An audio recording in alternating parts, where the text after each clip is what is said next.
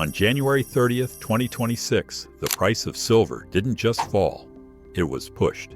It was a vicious, breathtaking drop that saw the price plummet from a record high of nearly $120 an ounce down to the high 70s in a matter of hours. While the talking heads on financial news scrambled for an explanation, settling on tired phrases like profit-taking or a bubble bursting, they completely missed what was happening right under their noses. They gave you the easy answer, but the truth is rarely simple. This was not a random crash. This was not a natural market correction. This was a coordinated, two-pronged attack, executed in plain sight. In the West, we witnessed the CME Group weaponize its own rules, using margin hikes as a bludgeon to trigger a death spiral of forced selling. And at the exact same time, halfway across the world, the government of China began to systematically lock down its control over the world's physical silver supply. These are not two separate, unrelated events happening by coincidence. Today, I'm going to show you the data, connect the dots, and prove how they meticulously engineered a silver bloodbath. The goal? To shake you out of your paper holdings and make you panic sell, just as the physical metal becomes more scarce and valuable than ever before. Section 1. The CME Takedown. The weapon of choice was margin hikes. This isn't some new sophisticated technique. It's a tool the COMEX has used time and again, a well-worn playbook to kill silver rallies. We saw it in 1980 to crush the Hunt brothers, and we saw it again in 2011 to cap a historic run-up. It's their emergency brake, and they just pulled it with maximum force.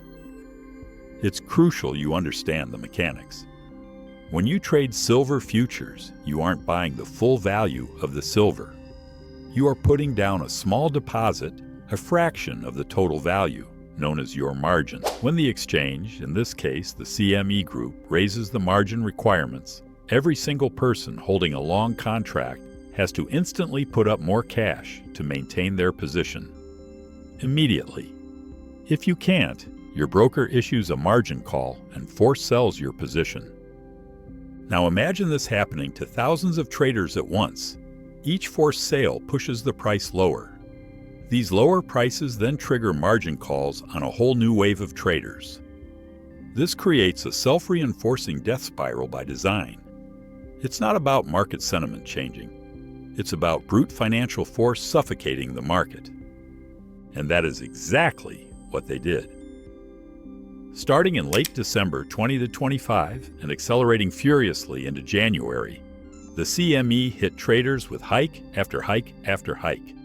These were massive, punitive increases in the cost to hold a paper silver position, designed to do one thing: flush every last leveraged speculator out of the market. It was a classic brutal shakeout, a manufactured crash. But the question is, why now? For that answer, we have to look to the east. Section 2. The Shanghai Shock. Just as the CME's margin hikes were beginning to bite in the West, China made its decisive move in the East.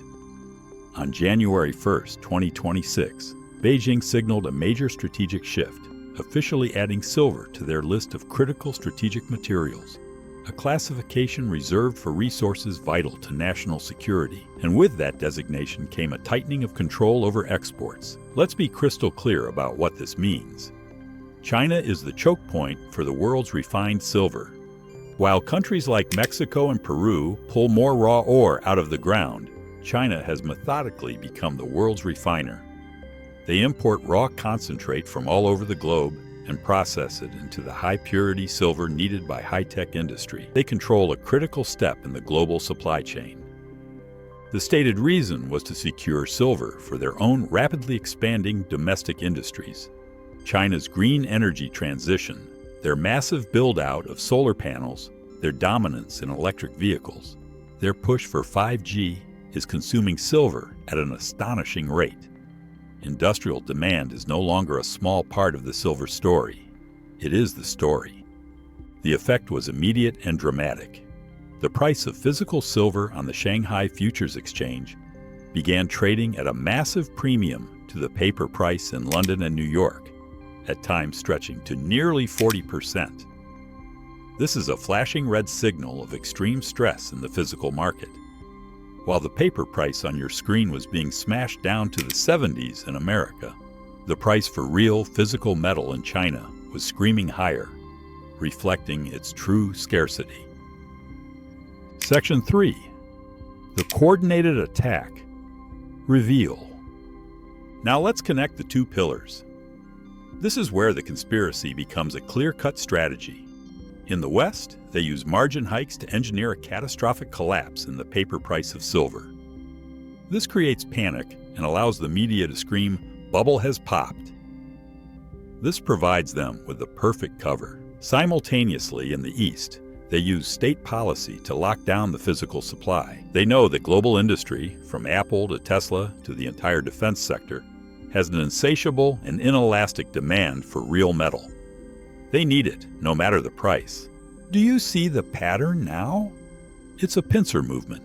You drive the paper price down through financial engineering while you quietly corner the physical market. The CME margin hikes weren't a responsible reaction to a rally. They were the air cover for a global physical hoard. They were designed to create a fire sale for paper contracts, allowing well-capitalized players to accumulate massive claims on physical silver at artificially suppressed prices, right as the physical supply was being taken off the market. This is the great disconnect. The paper price on the COMEX is becoming a fiction, dangerously detached from the reality of the physical market. The crash in late January wasn't the end of the silver story. It was the beginning of the end game. Section 4.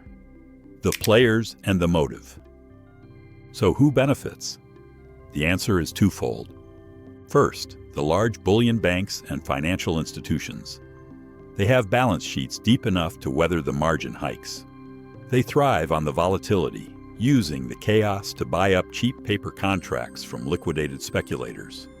These contracts are claims on physical metal that they can acquire for pennies on the dollar. A massive transfer of wealth. Second, and far more importantly, is China itself. This isn't just about economics. It's about strategic resource warfare. By classifying silver as a strategic metal, they have signaled the game has changed. Silver is as critical to the 21st century as oil was to the 20th. By restricting exports, China is not only guaranteeing its own supply, but also gaining incredible leverage over its geopolitical rivals. The motive is brutally simple. Acquire as much physical silver as possible, at the lowest possible price, before the world wakes up to the true structural deficit. For years, we've consumed more silver than we mine, drawing down above-ground stockpiles. That game is ending. Those stockpiles are dwindling. China sees the writing on the wall and is making its move. They are counting on you to get scared. Their entire strategy relies on you looking at the manipulated paper price and panic selling. Don't fall for it. The more you understand the mechanics of this game, the less power they have over you. You become immune to the propaganda. If you want to continue to get the truth that the mainstream financial media refuses to report, make sure you subscribe to this channel. We are dedicated to exposing these patterns and keeping you ahead of the game. Because this is just getting started. What we witnessed in January 2026 was not the bursting of a speculative bubble. It was a coordinated financial shock and awe campaign. It was a brutal suppression of the paper price in the West, combined with a strategic lockdown of the physical market in the East. They want you to believe silver is finished. But the real story is found in the exploding premiums for physical delivery in Shanghai.